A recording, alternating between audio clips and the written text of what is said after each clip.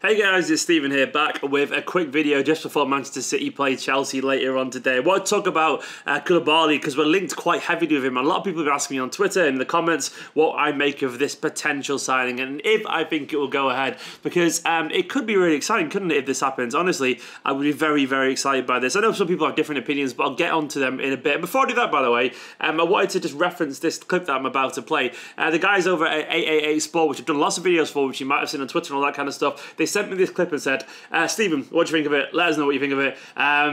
So here it is. I'm going to play it right now. Jeez. And he's like, he's the most overrated goalkeeper I've seen. And his beady eyes are like working out a time frame. And then everyone's like, no, don't say it, don't say it. It's like, a long time. But does he slag him off or does he tell it? He tells the truth. He tells the truth, fam. That's what he don't slag him off. He tells the truth. No, of course. No, but should a man in his position be telling the truth in a more articulate way? Should he be providing... This is how I see it, innit? You know them way there. Great them not know what Roy Keane's about, innit? This ain't the first time he's done this. You know what I mean? He's vocal. He's vocal anyway. Man, as a manager, as a player, as anything. You get me? Anywhere he goes, he's vocal, innit? So... so there's the clip by Roy Keane. My quick opinions on this, and you can go watch the full video, by the way, in the link in the description. So go watch it, subscribe to 888 Sport, and also let me know down in the comments if you agree with these points in general. But my thoughts on this is that I think Roy Keane was right to say that. I think he's got every right to be honest about it, and I think sometimes people can pussyfoot around difficult situations, and I kind of agree with him in general about his David De Gea comments.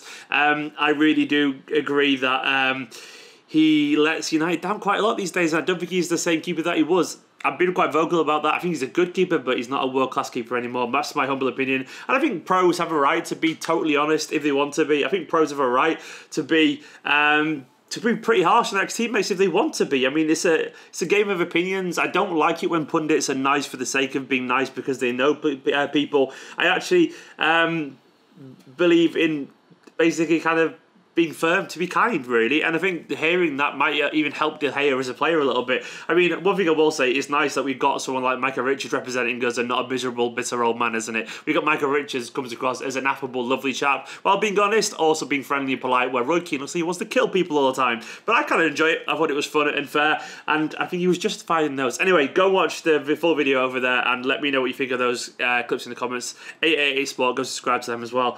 So on to Koulibaly. Now, the rumours have come around that that Koulibaly feels like he might end up at Manchester City. Let me just find the quotes, if you see if I can find him anywhere. But there's lots of reports going around. Now, reports suggest that he thinks he'll end up at Manchester City, and City want an experienced centre-back. And it's all kind of happened out of nowhere. Now, do I think it'll happen? I'm not sure if I think it'll happen. Honestly, I think there's a lot to ask there. I do think Napoli will sell some players, and Koulibaly has the biggest resale value. He will go if they want him to go. It's where he will go and whether Manchester City will pay what they want. I am hoping that we do go for him, because I think City are lacking a dominant physical player. And he has just literally turned 29, admittedly. Like a few days ago, 5 days ago, he turned 29. But I still believe we can get 3 or 4 years potentially out of someone like Koulibaly, and it'd be worth every penny. But this way, we signed him for 60, 70 million, something like that. I think that would be... I think that'd be a good deal, honestly. I think largely we would get our money's worth. For me, someone like a swap with an Otamendi plus money, maybe 40, 50 million plus Otamendi, I think that would be ideal. But when you can consider what Koulibaly can bring to us, to me, he would step into this Manchester City team and fit it like a hand fits a glove, basically. He would be absolutely perfect alongside Laporte. I know he largely plays on the left, but he is right-footed, and I think he'd be fine there. And I think he'd bring seniority, experience, physicality. I think he'd adapt to the Premier League just like that, because he's a world-class defender. And to me, I would absolutely love him at the club. Now, a lot of people will go, well, he's 29. He's getting on quite a lot. And though that's true, the game is littered with top-class centre-backs who play to 34, 35. Vincent Kompany was playing at 34 for us. Fernandinho's playing there, now be fine. Ramos, Piqué, I got this list off Blue Moon. Ramos, Piqué, Carvalho, Terry, Puyol, Maldini, Nesta. They're all playing at 34, 35. So that's 5-6 years away for Koulibaly. So I don't think he's anywhere close to done. And also, you've got to bear in mind that seniority, a lot of players these days do peak around 29. So we're buying a player at his peak who would have at least 3 or 4 seasons at the very highest level and has the physicality and has the experience, the professionalism to kind of last for plenty of time. Now, I think it's quite an old-fashioned view when people think, oh, you know, you're getting around near 30, therefore they're past it. Footballers are healthier these days. They do play a little bit longer. They go on at the very top for a little bit longer, especially when they're world class. And I do believe largely that he fits into that same category. We've seen him be absolutely excellent, and in my opinion, actually outshined Van Dijk when Liverpool played Napoli a few times as well. He's just tall, he's strong, he's fast, he has that leadership. I think he speaks, does he speak English as well? Let me just Google that. I'm pretty certain he does speak English, which would be perfect. He speaks a bit of French. Yeah, he does speak a bit of English. And so that's great as well. So he speaks English, he speaks French, he's senior, he plays Champions League football, he can pass it around as well. He fits the style of Manchester City because he's played that football under Sarri. He knows how to pass it, he's intelligent.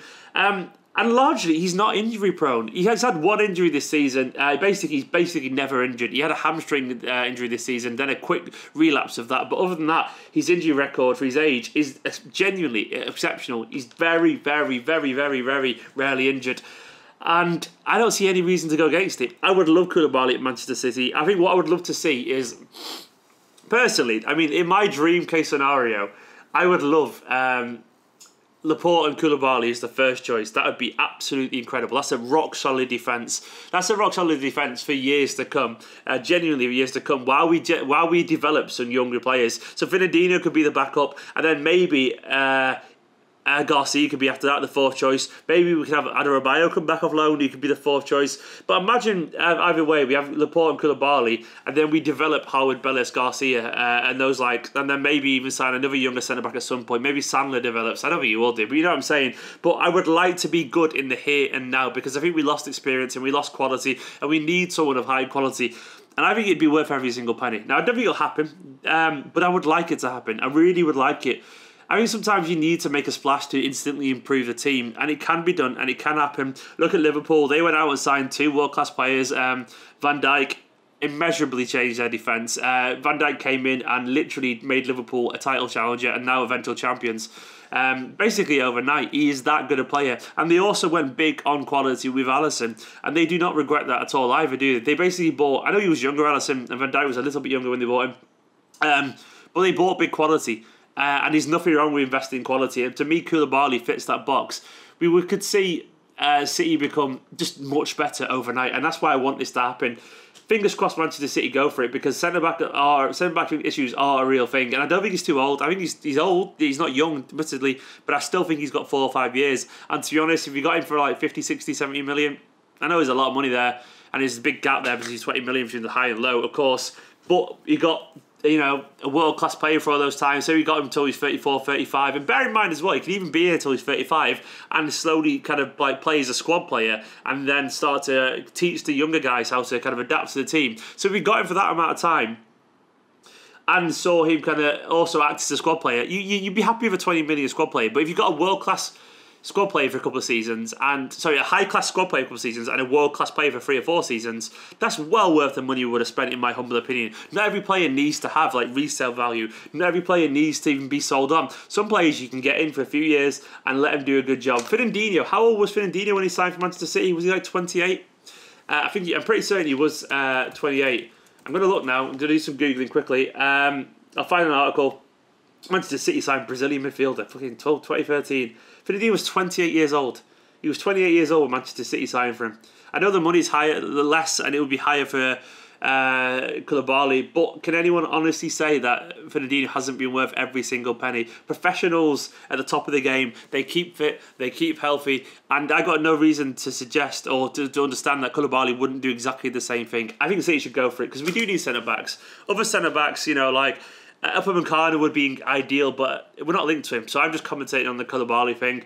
Maybe we will go for Ruben Diaz, has been linked as well, but I think it's pretty certain that we will go for a centre-back of some kind. And Koulibaly, according to reports, I think it was Duncan Castles who said it, but Duncan Castles is really good with transfers, but Koulibaly, according to reports, feels like he might end up at Manchester City. And honestly, that would really interesting and really good for Manchester City. Fingers crossed, eh? Anyway, I just wanted to do this video because I want to talk about Koulibaly, because a lot of people have been asking for it. Go and subscribe to 888 Sport, as I was saying as well. I just watched, by the way, a seed fly past and land right in my drink. Thank you, Seed. You're a dandelion thing. It's come through the window. Literally went, like, it just bugged me off. Anyway.